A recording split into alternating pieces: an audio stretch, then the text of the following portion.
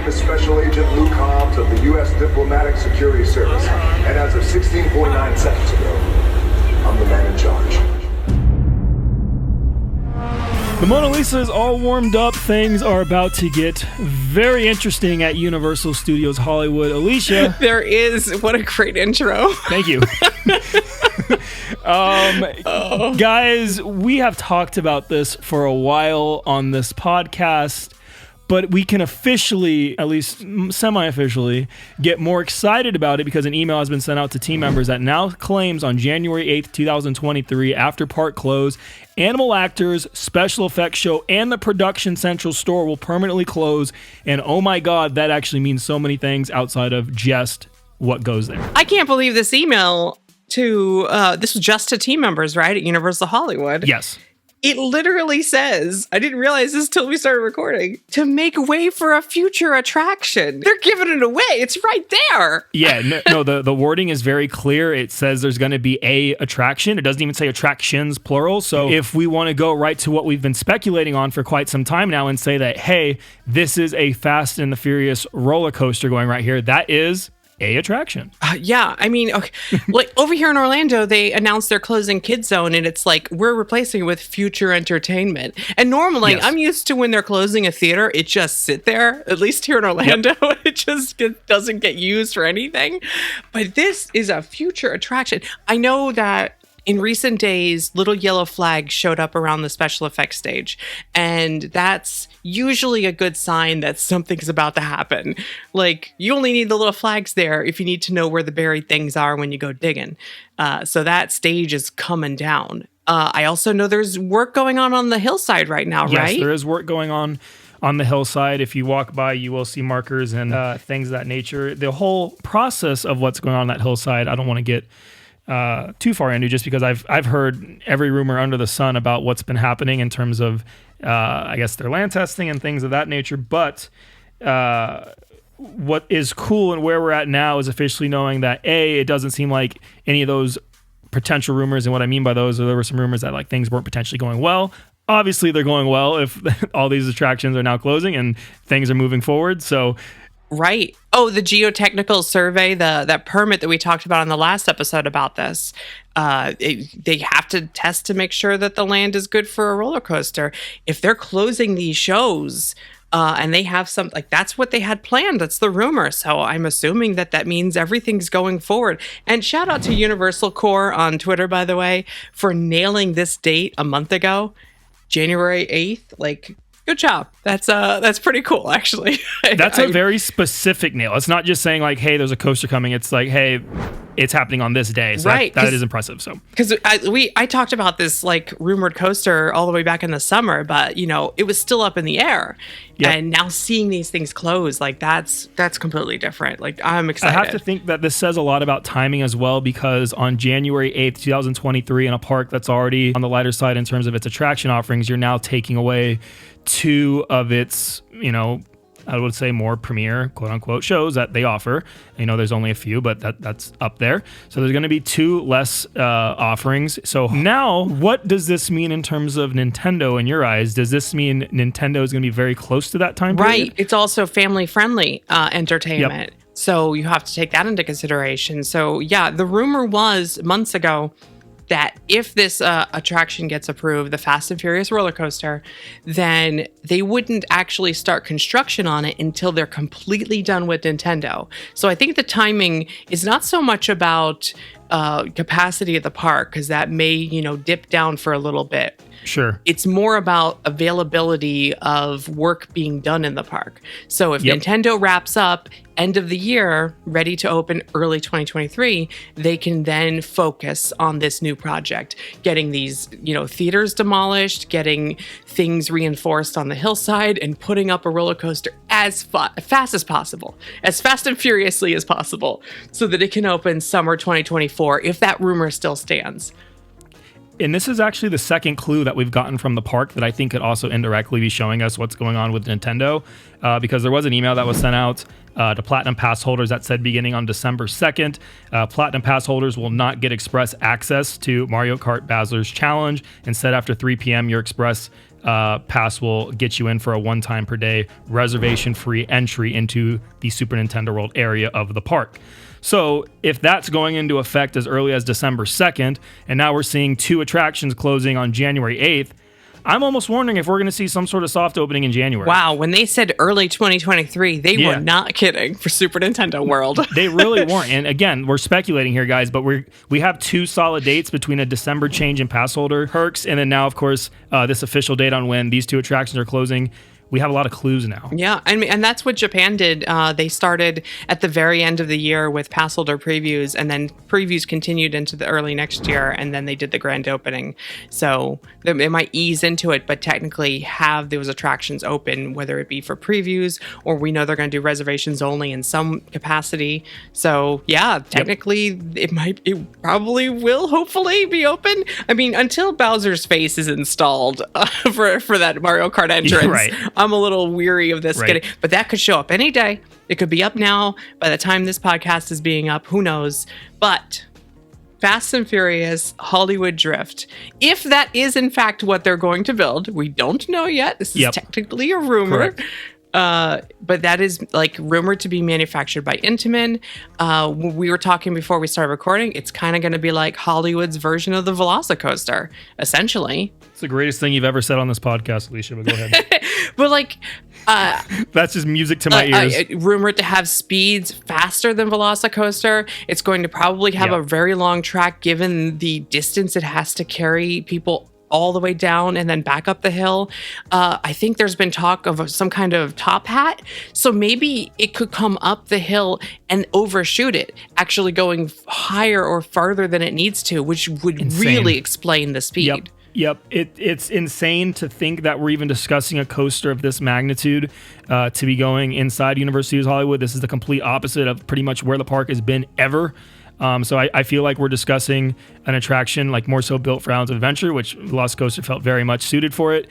And the fact that we're essentially getting an Islands of Adventure level attraction roller coaster at Universal Studios Hollywood feels unprecedented. It feels amazing.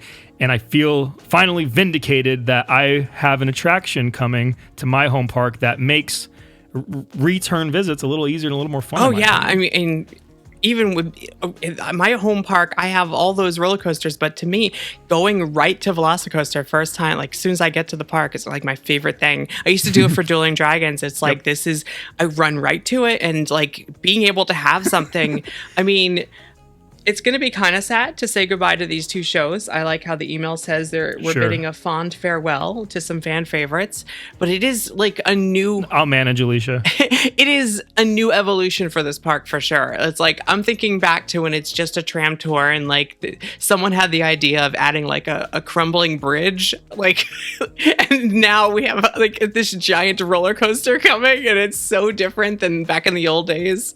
It's so different, and it adds to the variety of this park. I mean, now we have a world-class stunt show with Waterworld. We actually have a massive coaster now with whatever this ends up being. We have Super Nintendo World on the bottom, Harry Potter up top, and whatever happens over, again, the next, 6+ years going to the Olympics is only going to bring this park even further and further along. There's so much happening. And before we get back to the coaster, I also want to bring this up. Since we're losing 2 shows here, and we're going to be getting a roller coaster instead.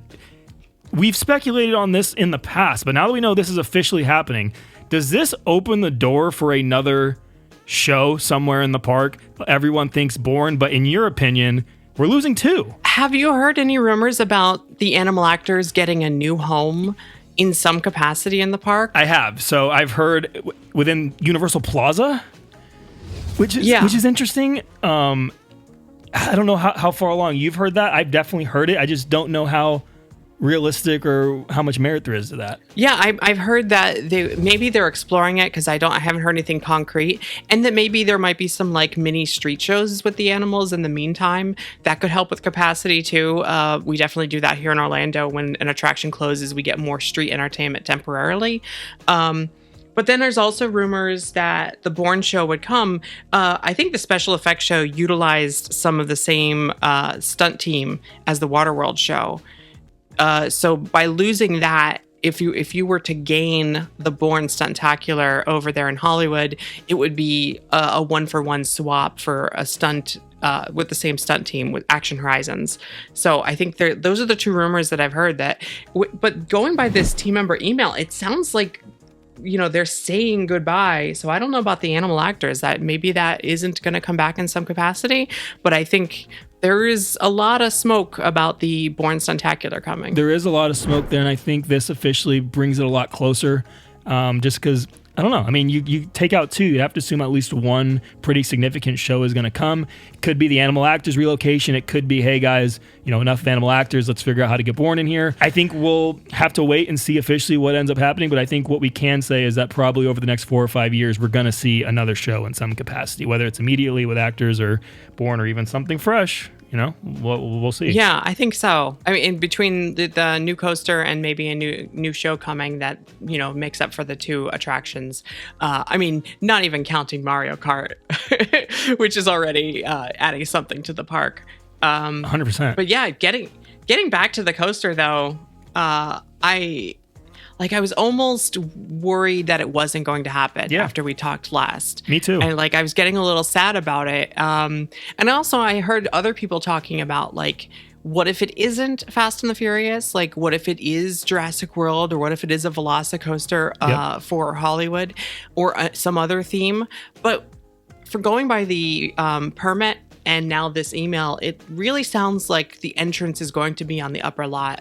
And I don't think they would put a Jurassic World attraction separate from the other Jurassic World attraction. So in my mind, it's got to be the Fast and Furious thing. And I hope that it drifts. I really hope. Yeah. I think that would make it so much more, that gives it something unique that separates it from something like Velocicoaster, besides the use of the elevation change. But if it has this twisting motion, which would be kind of new for Intamin. They have a rotating thing for family coasters, but to have a rotating base of your ride car to accentuate the drifting turns for a more intense roller coaster would really be unique. It definitely does feel more so fast than something like Jurassic.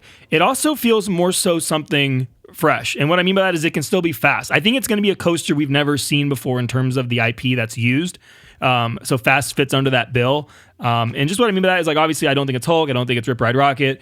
I don't think it's Velocicoaster. I think it's going to be something fresh and new to Universal Studios Hollywood, which is cool.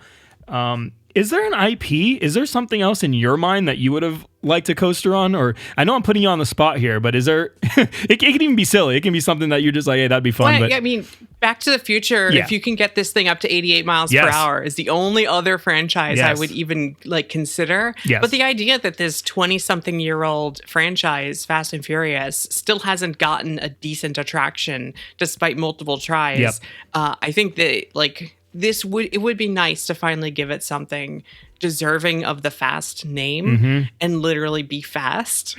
So I'm all for it, honestly. I'm not the biggest fan of the movies. I liked the first one and the fifth one. I'm a fan of those two. But I think the franchise has so much potential built into it for something exciting and visceral and rewritable. Yep. So I'm rooting for it. I'm going to ask you some loaded questions now. Let's say they open this. Fan perception is amazing. Everyone loves it. It's a slam dunk, right? It's Velocicoaster all over again.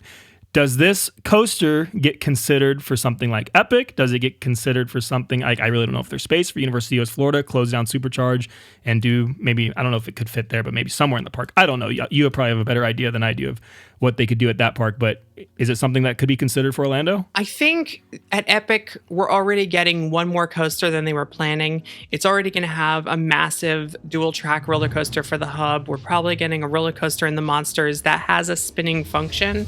I think we may be reaching peak roller coasters for Universal Orlando right now. However, if it does well, and Supercharged is closed off the tram tour after this roller coaster opens in Hollywood, I wouldn't be surprised to see some brainstorming to replace our Supercharged in Orlando, because it's gonna just look so terrible by comparison. I don't mind if they want to do a condensed version of a coaster that sticks out the building or something, throw a top hat that comes all the way out the building. I don't care if it ruins the skyline. I think having something fast is always going to be better than a party bus. Right. And even if we were to entirely lose the Fast and Furious franchise from Orlando, I would rather, gain something else than keep that ride going. But I feel like this is going to be successful and that Universal knows it. And that's why they've gone all in on roller coasters since Hagrid. And that we've seen, Velocicoaster get built really, really fast. And we've seen this one added to this park finally after years and years of rumors, maybe. And then the one in Epic Universe, they said, why are we building this theater? We always end up closing theaters. Just turn it into a roller coaster right now. And boom, new roller coaster. So we're all in, you get a roller coaster, you get a roller coaster. So I think it's going to be successful. I think they know it's going to be successful. I think the ripple effect of just this one email is so profound because we're immediately, this email's for Hollywood. We're discussing how it could potentially hit even Orlando. And again, we haven't really touched this in this podcast. This has to affect Supercharged on the studio tour. What are the odds Universal is going to leave Supercharged up now that there is a legitimate Fast and Furious attraction that people are most likely going to love when they know everyone hates this one? Yeah. I don't see that happening. They're going to get rid of it. I've theorized that they'll just start moving props out of the pre-show areas of the tram tour and move it to the queue of this thing. It's going to, probably. It's I think going by that, concept art that we saw that was posted online, it looks to me like a lot like the same theming that's at the opening entrance to the tram tour segment. I wouldn't be surprised to see some of that, the props and set dressing just disappear over time. And once we see that, then as soon as this thing opens, they're going to close down that tram segment, and that opens up a lot of space. It opens up an opportunity to improve the tram tour after this opens, hopefully. But honestly, just like Universal Studios Florida, the world will be better when Supercharged doesn't exist anymore. I believe it. You can have. It's true. There's been that joke that the audience, the guest scores for Universal Studios Florida go up when that ride is closed. Having less capacity is better for that park. Anyway, that's just, I have so much riding on this coaster happening because I think it would make the world a better place to not have Supercharged. And what do you think that means for Universal Studios Hollywood in terms of studio tour? Do you think Universal looks to expand the park in that space, or they go for that finale? What if you're Universal? What do you do? It doesn't even have to be real speculation. How would you approach it?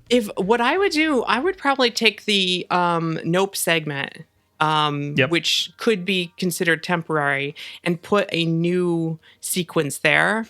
And then utilize the old Supercharged and the Falls Lake area for some kind of expansion or space to utilize that differently. That way you can still keep, something interesting or new to advertise for Tram Tour, but then also work on something bigger and utilize that space. I know everyone wants it to be Diagon Alley. There's rumors that it's going to be Diagon Alley. I'm going to mention it here so that if it happens, we can play it back and I sound smart. Yeah. But I'm just repeating what others have said. Right. But I think that Nope area, what is Jupiter's Claim, I think is definitely somewhere I would think about adding something while tearing down Supercharged. So you're saying something instead of Nope, of course. Yeah. Something new and fresh there. Even if it's just as temporary as that was, something that you can promote and advertise in the meantime while you're tearing down that atrocity. Yep. There's, I guess the other ripple effect that we haven't mentioned is, of course, Mummy. What does opening a coaster, this is a rhetorical question, but opening a coaster like what we're describing on the level and intensity of Velocicoaster, it exceeds Mummy and more. So then Universal Studios Hollywood, in theory, should become much more comfortable with closing an attraction like Mummy because, hey, we got our thrill ride. It's upstairs. People can take that. We can go do whatever we want with Mummy.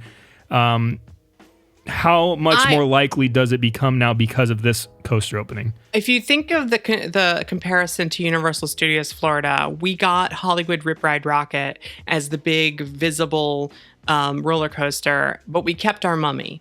I think there's room for one big outdoor and one indoor coaster, or one smaller coaster, or more family-friendly coaster even, which I think Mummy is. It doesn't go upside down or anything. Oh, and I think the Fast and Furious coaster will go upside down, by the way. Just full-on thrills. I'm telling you, Velocicoaster level thrills. I want it to go to space. That's what I want. It would be in theme. But I think just because there's room for two coasters, a big one and a smaller or medium one, doesn't mean it has to stay Mummy. And there's also been talk and rumors and speculation on social media that maybe we do put the Donkey Kong coaster in this park and we lose Mummy for it. Even if it's not directly in that spot.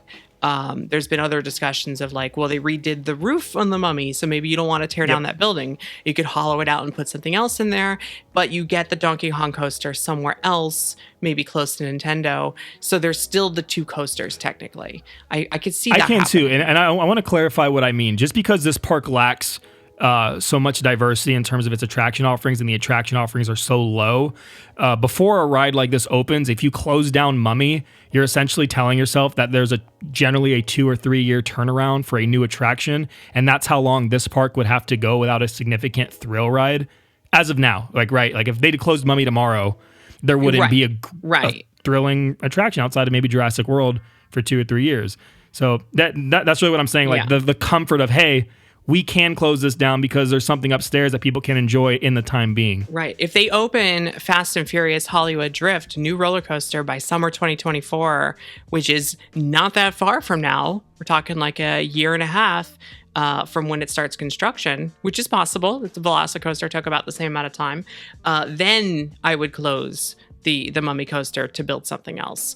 I would definitely not. I mean, there was always that rumor that like maybe in Walt Disney World at the Magic Kingdom, now that we have Tron opening up, they'll close down and retrack Space Mountain because they have to wait until. But also at the same time, you have to imagine but people like Space Mountain as painful as it is, and maybe by bringing people to the park, they'll need that capacity and they won't be able to close it, and it'll just make Space Mountain more popular. So we don't know. Mummy might need to stay open because things are so popular.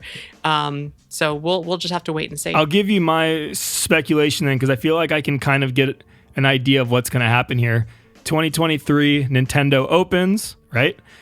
2024, we're saying that's when the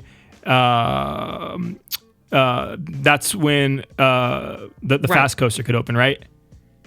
Okay, so maybe late 2023, early 2024, right when Fast is like about to be open, they could start to begin that process on Mummy. Maybe 2024, the attraction there is the show that we've been talking about. I mean, I'm thinking one attraction a year. I think you do like you were doing in Orlando. Yeah. I think you could theoretically do something like Nintendo 23, Fast Coaster 24, Born Stuntacular 25. Show 25. Yes, I'm Donkey sorry, I was Kong off. 26, Simpsons Replacement 27, yes. Diagon Alley 28, boom, the Olympics. That's what I was getting at. My head doesn't work like that. But yes, that's exactly what I was saying. Like ride, show, ride, and it seems like it makes sense right now. Every year. And you better get the train, because that's the best part of Diagon Alley. Well, yeah, I mean, I agree, but how and when and all those questions, but that's far out and things to speculate for another day. But for now, incredible email, incredible news, incredible update. I think people have a lot to be excited about. I am literally the GIF that's just like, it's happening. Yeah. Like I'm waving my arms and there's like lasers everywhere. I am excited because... All right, guys, I think that's going to wrap up today's episode. If you guys want to catch more of Alicia Stella, she has the Theme Park Stop on YouTube. She has the Park Stop podcast as well. And she is Alicia Stella on Twitter. If you guys are looking for more from the Theme Park Shark, you can find our podcast on Apple and Spotify. We are at themeparkshark.com. And, of course, the Theme Park Shark on YouTube. But all right, guys, that's going to wrap up today's episode of Shark Stop. As always, I appreciate you guys being here and for listening and or watching. We'll see you guys in the next one. Take care. Have a great day. And we'll see you guys in the next one.